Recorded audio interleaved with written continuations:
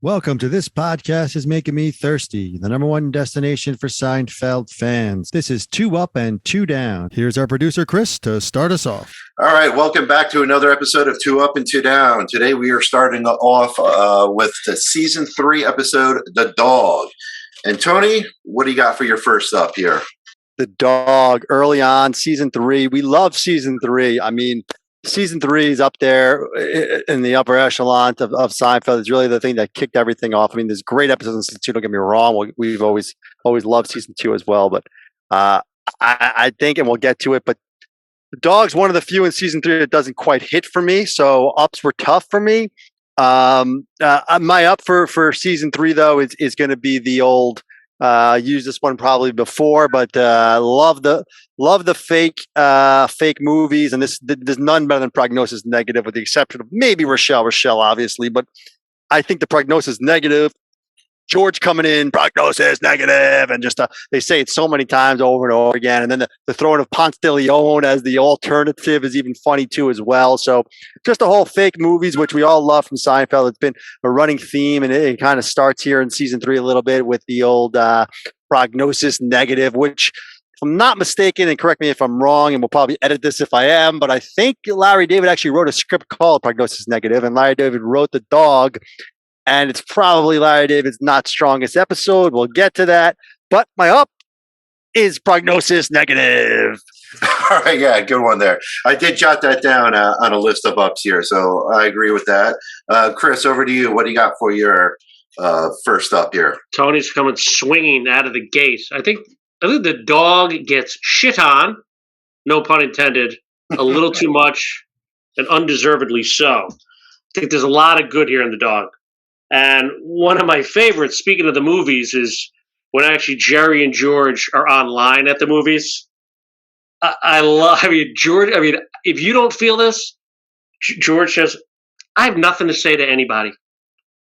I can talk sports. I mean, I feel that every day of my life. I have nothing to say to anybody. But in theory, if you want, I could probably talk some sports if need be. I love that. Him and Jerry together, that conversation, there's a lot of it in this episode. And even like Jerry bantering back and, the whole saving a movie bit. We're just sitting there not talking, whatever the whole thing is. I think that was great. So, and we talk about it a lot when they're in line at the movie, they're in line places. Like, it elevates shows. And at its core, that's what the show is about. First one up. Tony, your second up here for The Dog. Okay. Second up for The Dog, kind of an odd one, but as I just mentioned, and we'll get to grades, and Chris is already chiming in. I like it. My second up is an odd one, but I always loved it. I loved it live. I loved it again, just rewatching again for the great. It's a weird one, but it's something about, and this is why another thing that Seinfeld just makes you feel good inside when you watch it, because these things bring back. It's just weird, like it kind of dates the show, and also gives you that, like, that Channel 11 reruns at 11:30 with Cheers and Seinfeld, and the kind of grittiness of it all, and that whole vibe. I just love that vibe. It's the seltzer maker there when Elaine's making her little drink with the chocolate syrup and the seltzer water maker thing, and Jerry's like, gotta put the syrup in first, and like, who does that? Where does that come from? It kind of dates them and that generation. And then we watch. I just love the whole, like, they're making that like seltzer water with the chocolate shake, like a chocolate malted thing. I don't know. It's an odd up, but it gets me every time. It's a weird, like, sentimental value thing to it, I guess. Like, Jerry has a seltzer maker thing in his house with the thing, and she adds the chocolate syrup, and they mix it all up. And I don't know. It's something you don't see. You didn't see before Seinfeld and the sitcoms. You never really saw after. It's kind of just one of these, like, just throwaway things that just makes me happy. So that's my up. All right, Chris, over to you. What do you got here for your up here? Seinfeld's about relatability. And I think the George and Elaine awkwardness, we all can relate to, right? Obviously, Elaine and Jerry have the connection. George and Jerry have a connection. You put the other two together, So when they missed the movie or whatever, I forgot what happened. They go back to the diner, Monks, and George talking about teas, almond pleasure. I don't know. Every time I hear almond pleasure, I laugh. And then obviously Elaine says, I give a morning thunder. I thought that could have been a play on words. I don't know what they were going with there. But then they just laugh together. He doesn't know it's caffeinated. And then they go into the throw up thing. I just think I love that awkwardness they have together. And then even when they come back to the apartment and Jerry goes to the bathroom, they panic, right? I think we've all been there. I think it's relatable, and I think that gets missed potentially because of the name of this episode, perhaps. I don't know, but that's my second up. So, Tony, we're going to do downs now. What do you got for your first down? I did have the George and Elaine written down. I gotta agree with that one for sure. That's a grade up. I did write that one down. And to be honest with you, Chris is swaying me a little bit of my grade already. I'm leaning a little bit here and there now. We're moving along, but I got to give downs, and I got plenty of downs in this episode. I think you got to just. The elephant in the room is Gavin Pallone. I mean, from the plane to, basically that's where he's at for the most part, obviously, but don't love the opening scene. I think that's why the episode doesn't sit as well with me as maybe it should.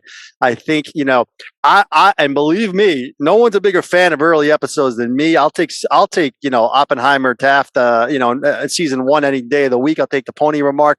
I love old, slow episodes. People might say they're slow and whatever. I love them. I don't love this beginning. I think, him on the floor and slurring the words and the whole thing, take the dog, Jerry. It just starts off bad for me. Chris always talks about will you change the channel? I'm iffy. We'll get there, but I'm iffy on this one. And it's usually because of the start. If I get it midway through, I'll probably keep it on. But if I watch in the beginning, it kind of turns me off. My downs is Gavin Pallone, and just the opening scene just kind of sets it off for me. Chris, over to you. Your first down for this episode. I had that as well. Plain discussion. It did feel very sitcom-y, that opening scene, but agree. But my first down is just, again, the name of the episode is a dog. Jerry yelling at the dog. They don't even show the dog. That's very, I feel like I'm watching Full House. The dog even sounded fake. You could tell it was like a recorder. And then it stopped whenever they wanted to talk. It wasn't organic. So for me, and then Jerry singing, we're going to the pound, or whatever the hell he was singing.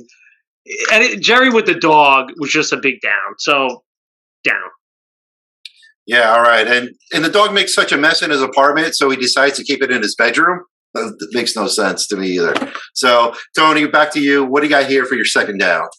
Yeah, I hate to do this. I guess it's not the same, but it kind of is. I mean, I agree that the whole dog thing and Jerry thing is bad. The furniture on the tables and they're all bit up and stuff. I mean, that's what you're basing this episode on. So, I mean, where are you going from here, right? And I believe, and again, probably I'm wrong, but I think this was supposed to air in another season, but it didn't because Larry David didn't like it. And then he ended up putting it on season 3. And I think it shows, my other down, and we didn't really touch on this. I know Kramer's not fully there yet, but there's some great Kramer before this episode. I mean, there's some great Kramer before this episode.